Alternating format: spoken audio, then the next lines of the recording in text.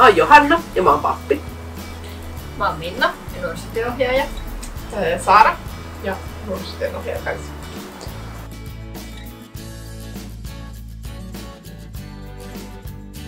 No mun työviikko alkaa yleensä keskiviikkona, että mä oon töissä keskiviikosta sunnuntaihin. Ja siihen kuuluu kokouksia, tapaamisia, hartauksia, hautajaisia, kasteita, jumalanpalveluksia. Että yleensä alkuviikosta enemmän niitä kokouksia ja tapaamisia ja viikonloppuna sitten on näitä erilaisia tilaisuuksia ja jumalanpalveluksia.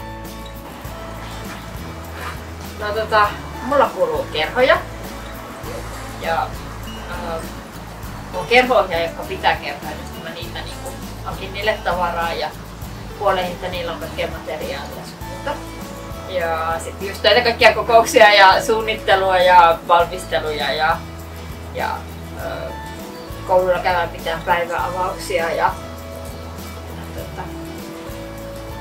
Big Night-iltojen suunnittelua ja kaikkea tämmöistä. Joo, mä oon enemmän paljon autan noissa isommissa tapahtumissa, mitä Minnalla on vaikka Big Nightissa, mutta myös semmosia nuorten iltakohdissa, bravuurissa, erilaisia nuorten retkiä. Mä aika paljon käyn myös tuolla yläasteella pitämässä siestaa pitkällä välkällä ja sitten myös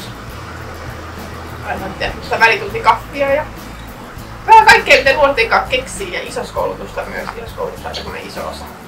Pääsee osalliseksi seurakuntaan toimintaan ripparin jälkeen. Ja rippikoulut on aika iso paletti siihen, että rippikoulujen ympärin vuoden tulee tehtyä. Että kaikkea mitä vaan keksitään nuortenkaan, niin sitä lähdetään tekemään.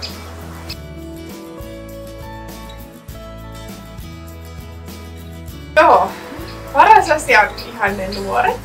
Et sit kun niihin tutustuu ja niitä oppii tuntee, niin ne on niinku se parasta. Et ei siellä yksin toimistolla ole hirveän kivaa, mutta kun lähtee nuoret itse tulee mukaan ja keksii vaikka jotain, niin sitten on kiva tehdä niiden kanssa yhdessä ja mahdollistaa se, mitä ne haluaa tehdä. Ja niillä on kyllä kivoja juttuja ja kivoja läpperit, on kiva se niin olla hengata. Haastavin asia.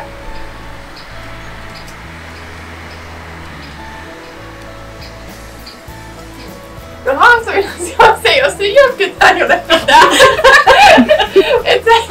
Jos ei nuoria ole, joille pitää. Et ymmärtäähän sen, että voi olla koulukiireitä ja tälleen, mutta olisi kiva, että aina olisi kunnolla porukkaa. Et se on ehkä haastavin sitten myös siinä.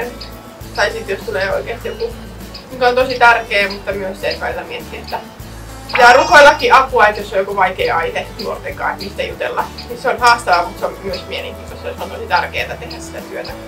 Että se, että löytää oikeita sanoja, niin siihen aina rukoilla apua. Joo, mä komppaan Saaraa siinä, että parasta on just se lasten kanssa ja lapsenkin kanssa oleminen ja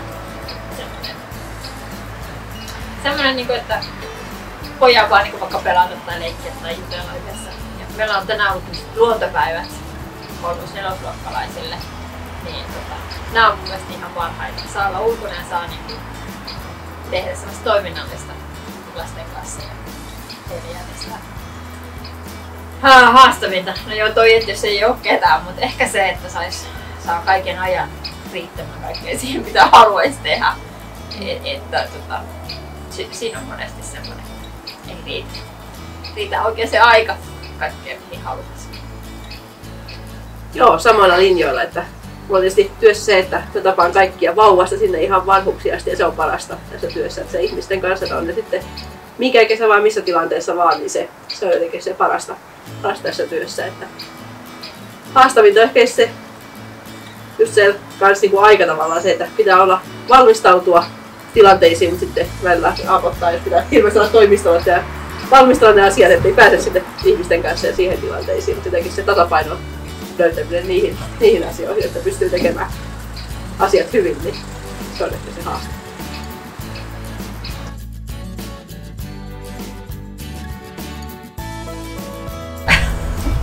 No meillä Saarakas toimistot on seurakuntatalolla. Siellä on diakonitoimisto meidän vieressä sieltä. Monesti ainakin aamupäivisin löytää, mutta sitten oppikselta ja kouluilta ja luonnosta ja Eli se työpaikka voi olla monessa niinku paikkaa. Puhelimella aina saa parhaiten. Niin, WhatsAppista me yhteytään ja Instagramista. Et sieltäkin saa niin laittaa viestiä, että sieltäkin löytää. Ja sieltä löytää ehkä nopeiten, jos haluaa jollain asialla vaihtaa. Tai haluaa jollain asialla. Niin me kuunnellaan. Samat sanat, mun toimisto on vaan seurakunnan toimistolla toisella puolella tietä, mutta muuten sama, että sieltä ja täältä ja puhelimella suurin piirtein aina.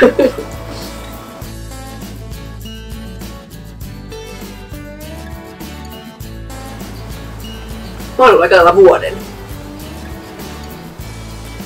No, mulla tulee. Tai on ollut 4 vuotta. Joo. Helmikuusta lähtien, puoli vuotta. Joo.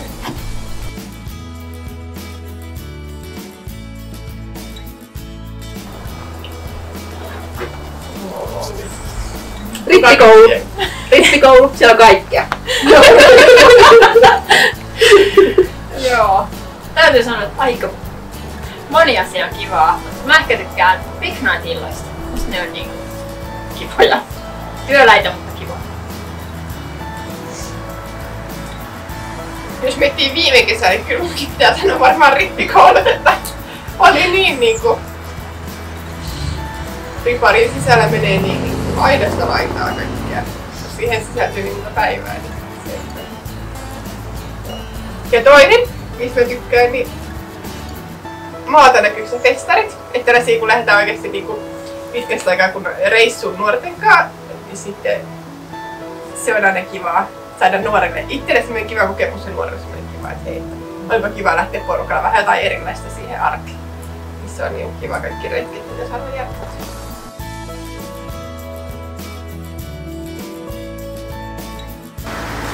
No, mä oon käynyt kaksoistutkinnon, sosionomia, kirkon nuorisotyön tekijä ja se on Diakin ammattikorkeakoulu.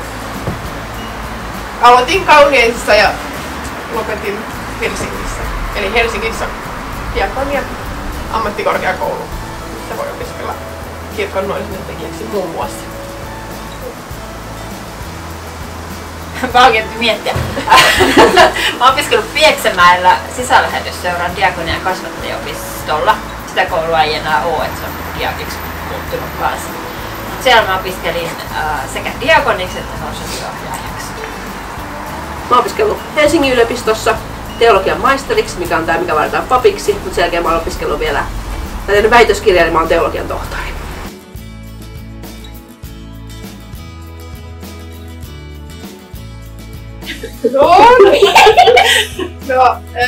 Mä oon tullut viimeisimpänä tänne helmikuussa, niin mä ehkä muistan jotenkin. Eli mä muutin viime syksynä Pohjanmaalle ja sitten joulun alla piti äkkiä saada töitä ja jotenkin kuin aivan lahjana Laihela aukesi. Mä oon vaan sitten tosi Laihela aukesi paikka, niin sitten no niin, sit sinne seurakuntaan ja siellä oli nyt vuoden sijaisuus. Se oli vähän semmoinen, että äkkiä piti saada töitä. Ja sitten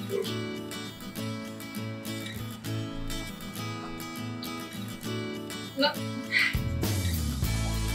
mä oon hainut tänne töihin, kun oli töitä vailla käydä sinne kummempaa ollut.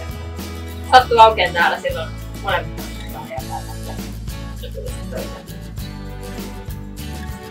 Mä oon tätä Laihialta kotoisin, niin mä opiskelin jälkeen muuttunut takaisin Laihialle. Mä oon ollut Seinäjoella Lapualla töissä, mutta kun täällä tuli paikka auki, niin oli vielä sitä semmoinen, että halusin sitten tänne oman kotipaikkakunnalle töihin. Pääsin onneksi.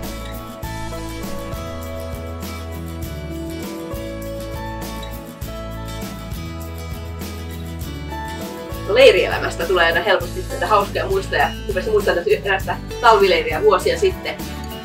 Siinä oli varmaan joku sisäpiirivitsi, mutta sen lopputuloksena niin kaikki leirin pojat oli makuupusseissa ja mateli siellä leirin käyty. Meillä oli iltapalaveria ja oli hirveän hiljaa, että sieltä tuli semmoinen pienet madot mateli sieltä iltapalaveria. Olisi pitänyt olla kämpissä, mutta sinne ei enää voinut paljon muuta kuin nauraa. Siellä voi rippikouluikäiset sieltä makuupusseissaan mateli. Mulla ei tule mitään yksittäistä muistoa mieleen. Joo, leireillä tapahtuu kaiken näköistä ja vietävänä. Ei kyllä mitään yksittäistä.